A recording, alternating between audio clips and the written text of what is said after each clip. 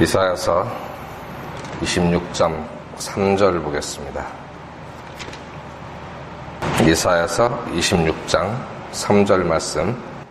주께서는 생각을 주께 고정시킨 자를 완전한 평강으로 지키시리니 이는 그가 주를 신뢰하기 때문이니이다. 우리가 성공적인 삶에 관해서 계속 말씀을 드리고 있는데요. 그리스도인이 혹은 사람이 성공적인 삶을 살아가기 위해서는 첫째, 참된 하나님을 발견해야 되고, 두 번째, 하나님을 발견했으면 아버지를 기쁘게 하는 삶을 살아야 되고, 그리고 세 번째, 우리의 삶을 향한 그 하나님의 계획을 찾아야 됩니다. 그리고 또 빠질 수 없는 것이 우리가 그리스도인이라면 주님 안에서 완전한 평강을 누릴 줄 알아야 됩니다. 이것이 길건 짧건 간에 그런 경험들을 자꾸 늘려가야 돼요. 그래서 이 시간에는 완전한 평화를 경험하는 방법이라는 제목으로 말씀을 드리겠습니다. 오늘의 이 핵심 구절 본문에서는 아주 놀라운 그 약속을 주시는데, 이 약속을 주신 시기가 이스라엘 역사 가운데서 가장 암울한 시기였어요. 그 내용들은 이사야서를 쭉 읽어보시면 되고요. 우리가 살아가면서 때때로 우울함을 겪고요. 어떤 분은 몇 달씩 그 이방인들의 이유 없는 그런 핍박과 괴롭힘, 직장 갑질이라고 하죠. 그런 것들을 겪으면서 극도의 어떤 우울함을 겪고 있는 그런 분들도 계세요. 그리고 살아가면서 늘 걱정에 둘러싸여 있습니다. 그리고 우리를 가장 괴롭히는 것은 의심이에요. 과연 지금 주님이 나와 함께 하실까? 내가 지금 올바로 가고 있는 걸까? 이런 의심들이 항상 우리를 위협을 합니다.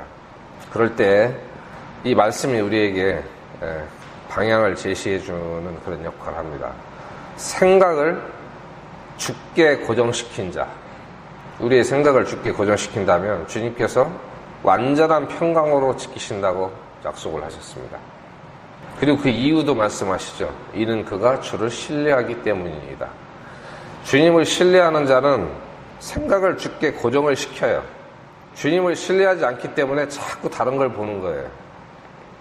그런데 우리가 살아가는 게 좀 일이 잘 풀리고, 세상 일이요, 돈도 잘 벌리고, 자식들은 뭐 별 탈 없이 잘 그런 것 같고 하면은 이 하나님 말씀이 피상적으로 읽힙니다. 그냥 읽고 지나가요. 마음에 새겨지지가 않아요. 이 말씀도 마찬가지고요. 그런데 마음이 어두울 때 하늘을 봐도 깜깜한 것 같고, 이제 자신의 믿음을 돌아보면 어딘가 딱 고정되고 안착하지를 못한 것 같고 왠지 떠도는 느낌이 들고, 그럴 때 이 말씀이 아주 우리에게 소중하게 다가올 수 있습니다. 우리의 생각을 주께 고정시키기만 하면 우리를 어떤 평강으로 인도하신다고요? 완전한 평강으로 인도하신다고 되어 있습니다. 우리가 살아가다가 힘들 때면은 구원받았을 때를 생각을 합니다. 그 복음을 생각을 하면은 참 가슴이 뿌듯하고, 그때 경험했던 그 평안, 감사, 기쁨 이런 것들이 기억이 나면서 많은 위로가 되죠. 하지만 그보다 더 나은 게 있어요. 그것은 정말 어린아이가 엄마 품에 있을 때 그런 평안이고요. 장성한 자가, 믿음으로 장성한 자가 주님을 신뢰하는 가운데 얻는 그 평안은 훨씬 더 크고 강하고 더 가치가 있습니다. 그런데 하나님의 이 약속이 있음에도 불구하고 우리 안에 평화가 없다면은 우리의 그 가치관에 문제가 생길 수 있어요. 하나님보다 세상이 더 커 보이기도 하고요. 또 하나님보다 돈 버는 일이 더 중요하게 생각이 되기도 하고, 그리고 내 마음을 지키고 내 믿음을 지키고 정직하게 행하는 것보다 이럴 때는 거짓말을 좀 하는 게 서로 부드럽게 이렇게 일이 풀리고 그런 게 좋지 않을까 하는 생각을 할 때도 있어요. 어떤 가치의 그 혼돈이 자꾸 생긴다는 거예요. 그래서 우리는 항상 살아가면서 영적인 전투 중에 있습니다. 그 전투가 크건 작건 그거는 관계없어요. 언제나 주님을 신뢰하는 그 영혼은 내적인 평화를 경험할 수 있습니다. 그리고 침착함을 유지할 수 있어요. 하나님께서 우리에게 주시는 이 평강은 그 1번 제목에 우리에게 제공되는 이 위대한 복은 무엇입니까? 그랬죠. 이것은 완전한 평강입니다. 말씀에 그렇게 기록이 되어 있습니다. 저는 그 말씀을 믿습니다. 그러면은 이 완전한 평강의 의미를 우리가 정의를 할 수 있느냐? 할 수 있습니다. 그건 뭐냐면 우리 안에서, 우리 마음의 내부에서 어떤 교란이 뭔지 아시죠? 어수선하게 막 내부를 흔들어 놓고 시끄럽게 하는 것들, 이런 것들을 교란이라고 하죠. 이런 것 없이 내면이 완전한 조화를 이루고 있는 상태예요. 그게 유대인들, 히브리 사람들은 샬롬이라고 합니다. 샬롬. 마음이 건전하고 시끄러움이 없고 고요한 가운데 정말 하나님께서 주신 그 평안, 이런 걸 샬롬이라고 그래요. 그 인사 잘 하시죠? 한국 사람들도 그런 인사 잘 하잖아요. 안녕하십니까? 그 안녕이 뭐예요? 평안하다는 거예요. 평안하다는 거. 평안하십니까? 마음이 평안한 것. 그리고 뭐 신상에 위험이 없는 그런 상태, 그런 걸 말하죠. 그 속에는 불화가 없습니다. 즉 어떤 영적인 면과 내 육적인 면이 서로 늘 갈등하고 싸우는 이런 게 없어요. 영적인 부분이 항상 상황을 통제를 하고 있어요. 제압을 하고. 그리고 질투심, 사촌이 눈을 사면 배가 아프다, 뭐 이런 거 없어요. 그 불만, 불만이라는 것은 여러 가지 있을 수 있는데 그리스도인이 가지는 불만은 모두가 다 하나님을 향한 겁니다. 대상이 사람이건 뭐 이방인이건 뭐가 됐건 간에 결국에는 이 일이 생기게 한 하나님을 원망하는 거예요. 그리고 이 통제되지 않는 그런 성질, 아무한테서나 성질 부리고 때와 장소를 가리지 않고 윗사람에게 대들고 이런 사람들 있죠. 그리고 이기심, 자기만 생각해. 성경에서 서로 사랑하라 그랬는데 항상 사랑받기만 바라는 사람이 있어요. 자기 보고 사랑하라고 그랬지 사랑을 요구하라고 한 적 없거든요. 자기는 사랑 안 하면서 항상 누가 나를 사랑해 주기를 바래. 그런 것도 이기심이에요. 그리고 이런 그 이기심에는 기독교에서 가르친 교리가 아니라 PC라고 있죠. 요즘 좌파들이 기독교인들을 세뇌시킨 게 있어요. 하나님은 사랑이니까 무조건 용서해야 된다. 그래가지고 공산당도 용서해야 되고 폭력배도 용서해야 되고 교회에 해코지를 하는 사람도 무조건 용서해야 된다. 그러니까 니들은 호구같이 아무 소리 하지 말고 가만히 있어라. 말을 못하게 하는 그런 그 사고방식을 유입을 시켰어요. 왜냐하면 한기총이 완전히 좌익 세력이거든요. 기독교 안에 좌익 세력이 많이 들어와 있어요. 그래가지고 기독교에는 어떤 사회 현상이라든지 부조리에 대해서 일체 주둥이 닥치고 가만히 있어라. 이런 식으로 이 사회 분위기가 강압을 하고 있어요. 그리스도인들이 거기에 세뇌가 돼가지고 사회의 어떤 부조리한 그런 현상에 대해서 비판하는 그런 능력을 상실을 했어요. 그런 걸 비판하는 것은 성경적이지 않다. 우리 왜 못해요? 할 수 있죠. 부패한 것에 대해서 우리가 개인적으로 얼마든지 이야기할 수 있어요. 근데 뭐 그런 말만 하면은 저 나쁜 그리스도인이다. 이렇게 딱 낙인을 찍어버립니다. 이게 한국의 기독교 내에서 좌파들이 이룩한 성과예요. 그런데 현혹되시면 안 됩니다. 잘하는 건 잘한다, 못하는 건 못한다, 나쁜 건 나쁘다 딱 말할 수 있는 그런 그리스도인이 돼야 됩니다. 용서하는 건 그 다음 문제예요. 잘못했다고 했을 때 용서하라고 그랬지 계속 나쁜 짓을 하고 있는 사람을 무한정 용서하라고 하신 적이 없어요. 성경에. 70번씩 7번이라도 와서 잘못했다고 할 때 용서하는 거예요. 한 번 잘못했어도 잘못한 줄을 모르거나 잘했다고 우기면 그 용서할 수 없는 거예요. 성경이 아닌 것에 교묘하게 그리스도인들이 속아가지고 그래서 자기가 뭘 잘못했어도 교회는 나를 용서해야 돼. 이렇게 뻔뻔스럽게 요구하는 이런 그리스도인들이 생겼다는 거예요. 그게 이기심이고 그게 교만이죠. 편협함이고 모든 사람이 나를 용서해야 돼. 근데 자기는 남이 잘못하는 거 꼴을 못 봐요. 그런 경우가 있어요. 그런데 속지 않으시기 바랍니다. 자기가 생각하는 어떤 거라도 성경적인 근거가 있어야 돼요. 그리고 자기가 근거로 삼는 그 성경 말씀이 다른 성경 구절하고 충돌이 없어야 됩니다. 이런 것들이 우리 마음속에 있는 그 불안 요소들이에요.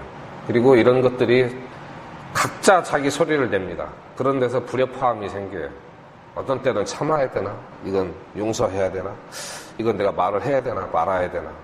막 여러 가지 생각들이 머릿속에 복잡하게 얽혀 있으면 그 마음에 평화가 없어요. 늘 갈등이 있고 마음속이 뜨거워요.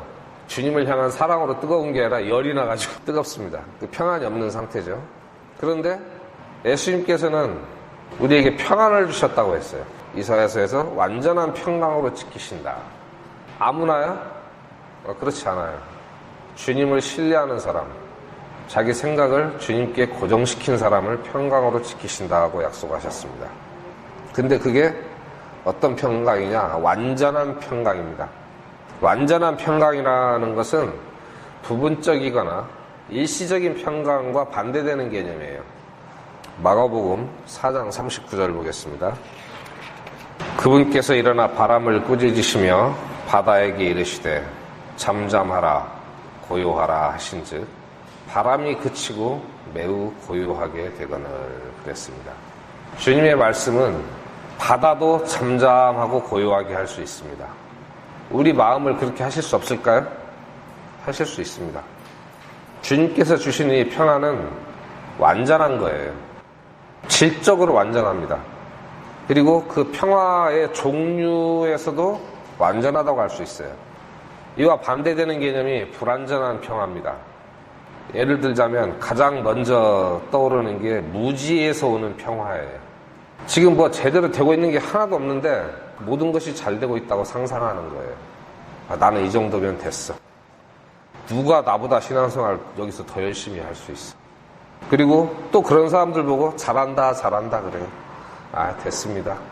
그 정도면 훌륭하십니다. 진리를 보지 못하고 또는 외면하고 그냥 잘 되고 있다고 상상하는 거예요. 이런 사람이 이제 어느 날 이 말씀을 제대로 읽고 진리를 제대로 보기 시작하면은 이 뭔가 잘못돼 가고 있다는 걸 알게 돼요. 자기 자신이 잘못되고 있다는 걸 알아요. 에레미야서 6장 14절에 보면은요, 이 거짓 대언자들에 대해서 하나님께서 지적하시는 대목이 나오는데, 그들이 또한 내 백성의 딸의 상처를 조금 고쳐주고는 평안이 없는데도 말하기를 평안하다 평안하다 하였도다. 큰 문제가 있는데 조금 고쳐주고는 평안하다 평안하다. 현대의 많은 목사들이 그럽니다. 그냥 주일 성수 잘하고 교회 열심히 나오고 11조 잘하고 하면은 모든 게 잘 된다 그래. 그 사람들의 영혼이 어떤 상태인지는 들여다보려고 하지도 않아요. 애초에 관심이 없거든요. 그 사람들이 가져오는 돈에 관심이 있지 교인들의 영혼에 관심이 있는 게 아니기 때문에 그럽니다. 그럼 또 교인들은 그 말을 듣고 그냥 11조만 잘 내면은 뭐 모든 걸 알아서 해주시겠지. 복이 팍팍 들어오겠지. 이렇게 생각하고 일생을 살다가 그냥 지옥으로 가는 거예요. 그리고 다른 종류의 그 불완전한 평화가 있는데, 웅덩이에 고여있는 물, 속에서는 썩어가고 있는데 녹조가 껴가지고 위에는 녹색으로 보여요. 그러니까 푸른 물빛이다. 그러면서 언젠가 하나님께서 이 웅덩이들을 다 뒤집으실 때가 있습니다. 그때가 되면은 이것이 진정한 평화가 아니었다는 걸 알게 될 거예요. 꼭 웅덩이가 아니라도 우리 많이 볼 수 있어요. 식당가에 가보면은 뒷골목에 항상 뒷문 쪽에 꾸정물통이 있잖아요. 그거 가만히 세워놓으면 위에 물이 맑아 보입니다. 근데 발로 그 통 한번 차보세요. 5만 개 다 올라오죠. 생선 대가리부터 콩나물 뭐 이런 거 뿌옇게 올라옵니다. 온갖 음식 쓰레기가. 그런 종류의 평화가 있어요. 건드리지 않으면 평화롭게 보입니다. 그리고 우리의 평화가 어떤 물건이나 사람에게 의존하고 있을 때, 이게 불완전한 평화입니다. 누군가가 우리 집안 식구가 친척이 아주 든든한 사람이 있어요. 그 사람이 나 뭐 어떻게 해준다고 그랬어. 거기에 매달리고 있을 때 마음이 편안한 것 같죠. 하지만 그 사람은 언제든지 무너질 수 있고 마음이 변할 수 있어요. 그리고 좋은 차를 타고 가면은요, 편안하죠. 네? 싼 차 타다가 좀 비싼 차 타보세요. 얼마나 편안한지. 그거 편안하다고 느끼는데요, 그 편안함이라는 것은요, 언제든지 깨질 수 있어요. 가다가 다른 사람을 죽일 수도 있고요, 사고가 나서 자기가 죽을 수도 있어요. 궁극적으로는 사람이 차에서 느끼는 편안함보다는 우리가 여행지에서 그 목적지에 도착을 해가지고 차에서 딱 내려서 어떤 안전한 건물에 들어갔을 때, 그럴 때 비로소 그 사람의 잠재의식 속에 평화를 느껴요. 그런데 사실은 그 건물도 언제 무너질지 모르는 거예요. 차보다는 안전하니까 거기에서 안심을 하게 되죠. 이런 종류의 평화는 완전한 평화가 아닙니다. 하나님께서 주시는 평화만 완전합니다. 그리고 그런 완벽한 평화를 약속하셨어요. 앞에서 질적으로 완벽하다고 말씀드렸는데, 그 질적으로 완벽하다는 것은 공급이 충분히 된다는 겁니다. 질만 좋은 게 아니라 양적으로도 충분하게 공급이 되고, 우리 모든 구원받은 그리스도인들의 그 마음을 완전히 충족시킬 수 있는 그런 능력이 있어요. 사람의 숫자와 관계없습니다. 그래서 이거를 우리 찬송가에 있죠. 평화, 평화로다 하는 이 평화를 이 인간의 언어로 한계성을 어떻게 표현할 수가 없어요. 그래서 굳이 말을 한다면은 평화, 평화예요. 이중평화. 빌립보서 4장 7절에 이런 말씀이 있습니다. 그리하면 모든 이해를 뛰어넘는 하나님의 평강이 그리스도 예수님을 통해 너희 마음과 생각을 지키시리라.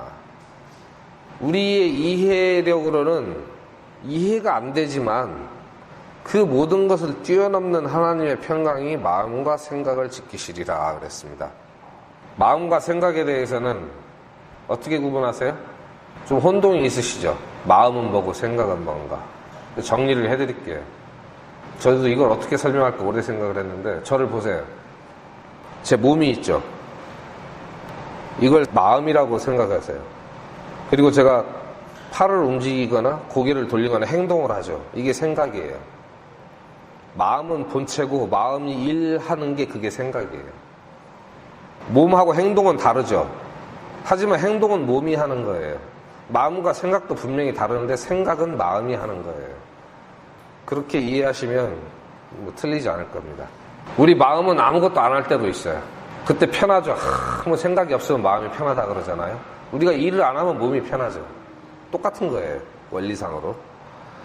이 이중평화는 마음과 마음의 평화입니다. 우리의 마음은 두 가지로 우리가 생각을 하죠. 머리에 있다, 마음이. 어떤 사람은 가슴에 있다. 주로 동양 사람들이 마음이 가슴에 있다고 생각하는 것 같지만, 서양 사람들의 언어에 하트라는 말이 심장을 가리키는 말인데 마음이라는 말하고 두 가지 뜻으로 쓰이고 있어요. 서양 사람들도 마음이 가슴에 있다고 생각을 하기도 하고 머리에 있다고도 생각을 해요. 그리고 동양 사람들은 또 마음이 뱃속에 있다고도 생각을 합니다. 복심이라는 말 있죠. 10길 무속은 알아도 한 길 사람 속은 모른다. 그 사람 속이라는 게 뱃속을 말하는 거거든요. 그 속에 마음이 있다고 생각을 하는 거예요. 그런데 우리가 믿는 것은 두 가지의 그 믿음이 있어요. 그 뭐냐면은 머리로 알고 믿는 믿음이 있어요. 그리고 우리가 정말 진심으로 믿을 때 마음으로 믿는다고 이렇게 표현을 합니다. 그래서 이 생각과 마음 두 곳에 다 평화가 있어야 돼요. 그게 진정한 평화예요. 그래서 평화라고 하는 거예요. 이중평화. 머리로는 하나님이 살아계시고 나를 지키고 계신다는 말씀을 보면은 이건 진리라고 믿어요. 근데 마음은 불안해. 이게 진정한 평화가 아니에요. 어떤 사람은 마음이 한없이 편해요. 그런데 그게 무지에서 오는 평화예요. 그러면은 그거 완전한 평화가 아니에요. 이것이 두 가지가 다 이루어져야 됩니다. 첫 번째가 하나님과의 평화라는 측면이 또 있어요. 하나님과 우리 사이에 평화가 있어야 돼요. 그래서 로마서 5장 1절에 그러므로 우리가 믿음으로 의롭게 되어 우리 주 예수 그리스도를 통해 하나님과의 화평을 누리는도다. 그랬죠? 이 하나님과의 화평이 우리 평화의 근원이라고 할 수 있어요. 그 다음에 두 번째로 하나님과의 화평을 누린 사람에게 이루어지는 일이 아까 찾아본 빌립보서 4장 7절 말씀이에요. 그리하면 모든 이해를 뛰어넘는 하나님의 평강이 그리스도 예수님을 통해 너희 마음과 생각을 지키시리라. 크게 하나님과의 평화가 있고 하나님의 평강이 우리 안에 들어온 상태를 뜻하는 그 하나님의 평강이 있어요. 그게 우리의 마음과 생각을 지키십니다. 이 평안은요, 끊임이 없고 완벽합니다. 영구적이라는 뜻이에요. 하지만 모든 그리스도인들이 구원받은 순간부터 주님 앞에 갈 때까지 이 평화를 영구적으로 누리지는 못하죠. 이 평화는 원래는 영구적이에요. 왜? 변함이 없으니까. 하나님께서 약속하신 것이고. 다만 느끼는 사람들이 이것을 느꼈다 못 느꼈다 그러는 거예요. 누렸다 못 누렸다 하고. 왜? 하나님을 신뢰하지 못하기 때문에 그렇습니다. 시편 121편 4절 말씀 보면, 보라, 이스라엘을 지키시는 이는 졸지도 아니하시고 주무시지도 아니하시리로다. 주는 너를 지키시는 이시로다. 주께서 네 오른쪽에서 네 그늘이 되시나니 해가 낮에 너를 치지 못하며 달이 밤에 너를 치지 못하리로다. 주께서 모든 악으로부터 너를 보존하시며 또 네 혼을 보존하시리로다. 주께서 너의 나가고 들어오는 것을 지금부터 영원토록 보존하시리로다. 지금 이 하나님이 우리의 하나님이십니다. 왜 주님을 신뢰하지 못합니까? 이스라엘은 이 주님을 신뢰하지 못해서 이방인들하고 동맹을 맺기도 하고, 외국 군대가 쳐들어오면 성전을 다 털어서 갖다가 뇌물을 바쳐가지고 침략을 모면하기도 하고 했죠. 그 사람들은 그 모든 걸 할 필요가 없었어요. 그냥 자기 땅에서 우상을 제거하고 온전히 하나님만 섬기면 아무 문제가 없었을 거예요. 그런데 자기들의 어떤 작고 불안한 가치가 떨어지는 그런 이익을 위해서 주님께서 주시는 이 평안을 걷어차버렸습니다. 주님을 신뢰하지 않았다는 거예요. 자기들이 먹고 사는 문제에서부터 나라를 지키는 문제에 이르기까지 온전히 주님을 신뢰하면은 완전한 평강으로 인도하셨을 텐데, 자기들이 주님을 외면하고 그 땅을 더러운 우상들로 채웠어요. 그 결과로서 더 잘 살게 됐습니까? 나라가 망했죠. 이방인들에게 포로로 끌려가고 전 세계로 흩어짐을 당했어요. 내가 하나님의 말씀을 믿지 않고 내 방법을 추구하면 결과가 그렇게 됩니다. 우리가 하나님을 온전히 신뢰하면은요, 언제나 우리의 평강을 지키십니다. 그러면 이 평화가 어떻게 해서 우리에게 오게 됩니까? 그것이 두 번째 단원입니다.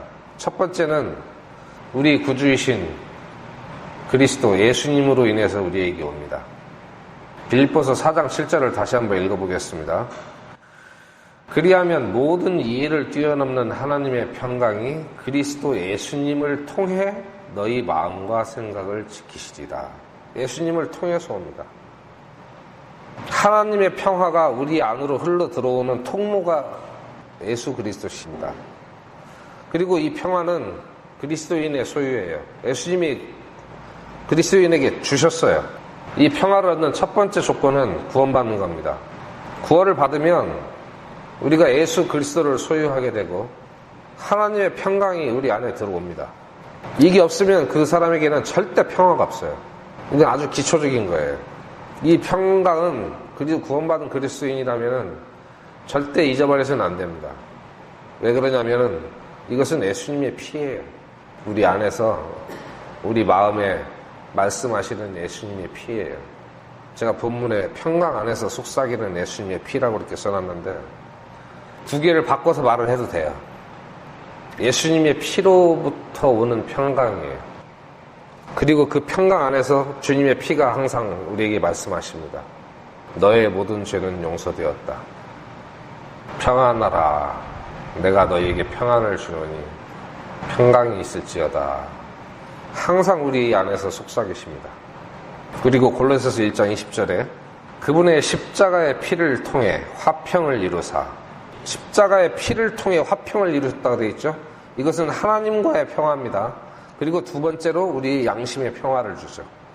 십자가의 피를 통해 화평을 이루사 그분으로 말미암아 모든 것들이, 즉 내가 말하노니 그분으로 말미암아 땅에 있는 것들이나 하늘에 있는 것들이 자신과 화해하게 하셨느니라. 하나님과 화해가 없는 평화라는 건 존재하지 않습니다. 우리는 그걸 이루었죠. 선물로 받았습니다. 그래서 우리 안에는 근본적인 그 평화가 있어요. 이걸 잊어버리지 않기 바랍니다. 잃어버리진 않아요. 근데 이 생각 속에서 자꾸 잊어버리는 게 그게 문제가 됩니다. 그 두 번째는 어떻게 우리에게 평화가 오느냐? 성령으로 옵니다. 예수님께서 우리를 위해서 갈보리 십자가에서 이미 평화를 얻으셨어요. 그 평화를 우리에게 주십니다. 어떻게 주시냐면은 성령으로 우리 마음과 생각에 전달해 주십니다. 성령의 열매 중에 화평이 있죠. 우리가 성령의 인도함을 따라 산다면 거기에서 여러 가지 맛의 그 열매가 맺히는데 그 중에 하나가 화평입니다. 갈라디아서 5장 22절에 그러나 성령의 열매는 사랑과 기쁨과 화평과 오래 참음과 쭉 그 리스트가 나오죠. 우리가 성령의 인도하심을 따라 살고 또 성령께서 우리의 삶을 가득 채우고 넘치시면은 우리 안에서 이 평화라는 화평이라는 열매를 맺으십니다. 그리고 그 다음에 또 평화가 오는 통로는 하나님의 말씀입니다. 시편 119편 165절에 주의 법을 사랑하는 자들에게는 큰 평안이 있나니 아무것도 그들을 실족하게 하지 못하리라. 이 세상의 여러 가지 현상들, 사물과 사람들은 종종 우리를 교란시키고 또 우리가 비틀거리거나 실족하게 할 수 있습니다. 하지만 하나님의 말씀을 사랑하고 묵상하고 거기에 복종하는 사람들에게는 완전한 평화의 약속이 있습니다. 이 말씀을 그리스도인이라면 시편 119편에 나오는 이 말씀을 믿으시기 바랍니다. 안 믿는 것은 불신이에요. 주의 법을 사랑하는 자들에게는 큰 평안이 있나니. 역으로 생각해보면 지금 나에게 평안이 없다. 그러면은 내가 주의 법을 사랑하지 않는다는 거예요. 사랑하지 않으니까 순종하지 않아요. 그리고 값어치를 두지 않아요. 그리고 다른 것에서 자꾸 평안을 찾으려고 해요. 그러면은 평안이 없습니다. 그리고 이 평안은 우리의 순종을 통해서 옵니다. 레위기 26장 3절로 6절에 보면은요, 너희가 내 법규 안에서 걷고 내 명령을 지키고 행하면 이렇게 되어 있습니다. 한영대역 보시는 분을 보시면은 이 문장에 첫머리에 if가 있어요. if. 무슨 단어인지 아시죠? 만일 뭐뭐뭐 하면. 이 조건부라는 거예요. 즉 내 명령을 지키고 행하면 평화를 주신다는 겁니다. 처음부터 끝까지 읽어보겠습니다. 너희가 내 법규 안에서 걷고 내 명령을 지키고 행하면 내가 너희에게 적당한 때에 비를 주리니 땅은 자기 소출을 내고 밭의 나무는 자기 열매를 맺을 것이요 너희의 곡식 타작은 포도 수확 때까지 이르고 포도 수확은 씨 뿌리는 때까지 이르리니 너희가 빵을 배불리 먹고 너희 땅에 안전히 거하리라. 내가 그 땅에 평화를 주리니 너희가 누울 때에 아무도 너희를 두렵게 하지 못하리라. 내가 악한 짐승들을 그 땅에서 제거할 것이요 또 칼이 너희 땅에 두루 다니지 못하리라. 이 말씀을 요약을 하면은 내 명령을 지키고 행하면 평화를 주리니 이렇게 요약을 할 수 있어요. 그런데 명령을 지키지 않고 말씀을 행하지 않으면서 평화를 바라는 것은 어불성설이겠죠. 하나님께서는 우리가 그분의 명령을 지키고 행하면 우리 마음에 온전한 평안을 주시겠다고 약속하셨어요. 이것은 성경에 기록이 되어 있기 때문에 하나님이 보증하시는 거예요. 우리가 물건 살 때 보증서 받죠. 몇 년간 보증해 준다고. 차는 5년 10만 킬로 보증해주고, 가전제품 어떤 건 1년 보증해주고, 2년 보증해주고. 그거 믿잖아요? 이 세상에 기업들이 발행한 보증서를 믿어요. 기업의 생리는 뭡니까? 이익을 추구하는 집단이에요. 오로지 자기 이익을 위해서 일해요. 소비자 보호를 하는 것도 자기 이익을 위해서 하는 거예요. 그걸 해야지 자기들에게 이익이 있으니까. 이런 이 세상에 제품을 만드는 기업들도 보증서를 발행하면 사람들이 그걸 신뢰합니다. 이거 1년 안에 고장나면 언제든지 무료로 수리받을 수 있어. 그리고 물건을 사면서 안심을 한단 말이에요. 그런데 성경에 하나님께서 평화를 보증을 했어요. 내 명령을 지키고 행하면 평화를 주겠다. 왜 안 믿어요, 이걸? 하나님이 LG 삼성보다 못 믿을 존재입니까? 중소기업도 보증서 발행하면 믿는데, 우리가 과연 하나님을 믿는다는 게 어느 정도 믿는 것인지 한번 자신을 돌아볼 필요가 있습니다. 도대체 뭘 믿는다는 건지를 모르겠어요, 어떤 때는. 오죽하면 그냥 신뢰라고 안 하고 완전한 신뢰라는 말까지 써야 되는 그런 지경이 돼 있어요.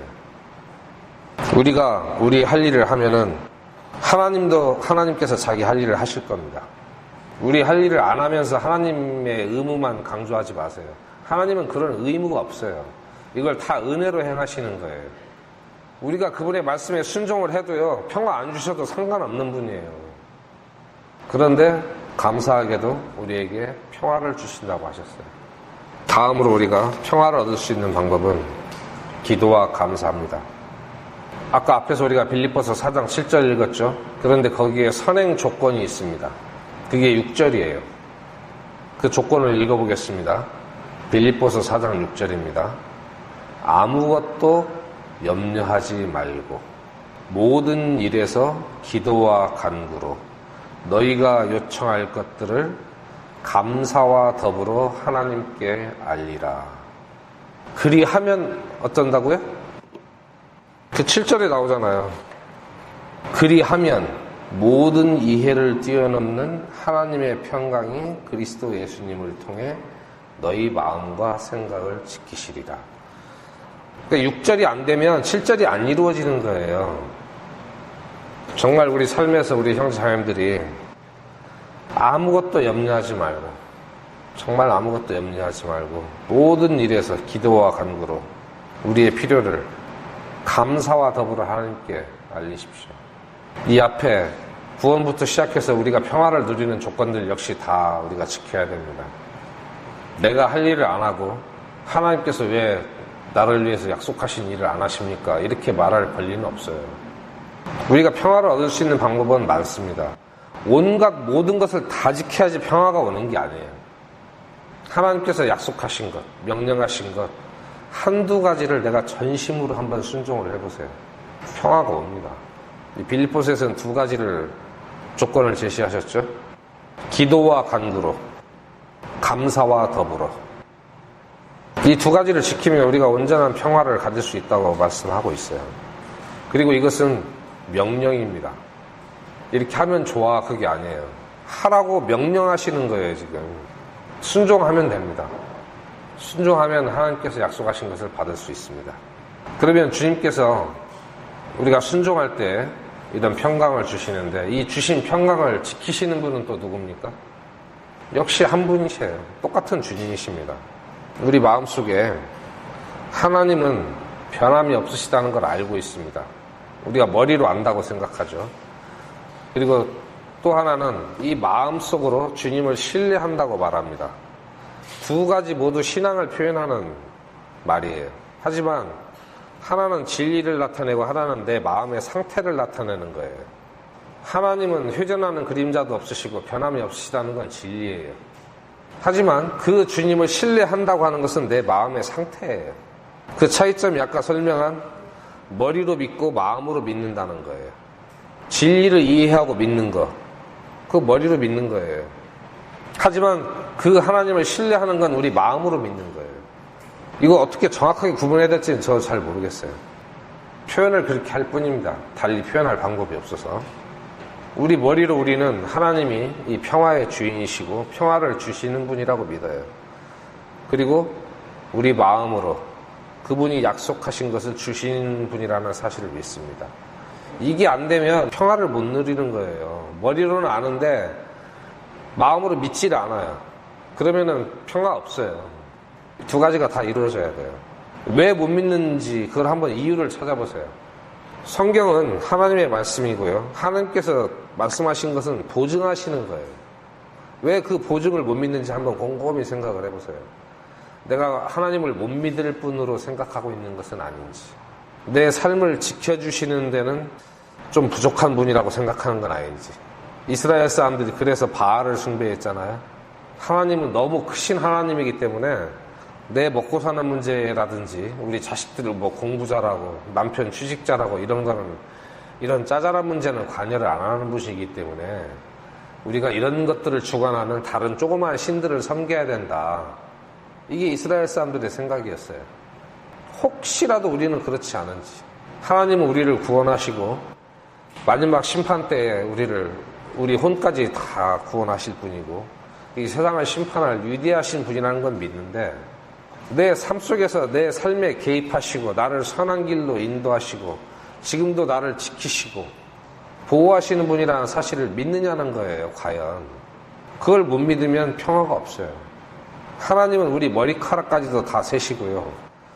자기 자녀들을 눈동자같이 지키시는 분이라고 그랬어요. 믿으시기 바랍니다. 하나님의 약속이에요. 이사야서 26장 3절 보겠습니다. 우리가 처음에 읽었던 말씀이에요. 주께서는 생각을 주께 고정시킨 자를 완전한 평강으로 지키시리니 이는 그가 주를 신뢰하기 때문이다. 여기 주가 몇 번 나옵니까? 한 절에 3번 나오죠. 주로 시작해서 주로 끝납니다. 주께서는 그리고 주를 그 사이에 뭐가 들어갑니까? 이는 그가 주를 신뢰하기 때문이다 그랬죠. 하나님을 신뢰하는 영혼이 이 주님 안에 있어야 돼요. 주와 주 사이에 믿음이 있어야 됩니다. 우리의 믿음이. 이 완전한 평화라는 것은요, 우리의 경험이라든지 우리가 성경 공부를 해서 배운 교리 혹은 뭐 어떤 그것이 아니에요. 우리 안에 계신 주님 자신이십니다. 우리 안에 계신 주님이 나를 온전히 통치하셔야 돼요. 그 주님 자신이 우리의 평화예요.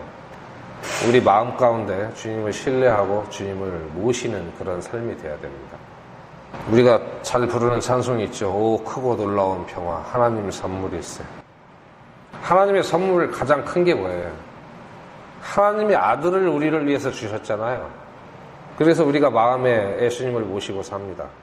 그분 자체가 평화예요. 하나님께서 우리에게 주신 하나님과의 평화인 동시에 하나님의 평강이에요. 예수 그리스도 자신. 이것이 우리 마음속에 온전히 이루어지면은 우리가 온전히 복을 받고 평화를 누릴 겁니다. 이것이 주님께서 약속하신 완벽한 그 평화와 안식입니다. 오늘 우리가 말씀 몇 군데 찾았는데요. 그리 많은 말씀이 아닙니다.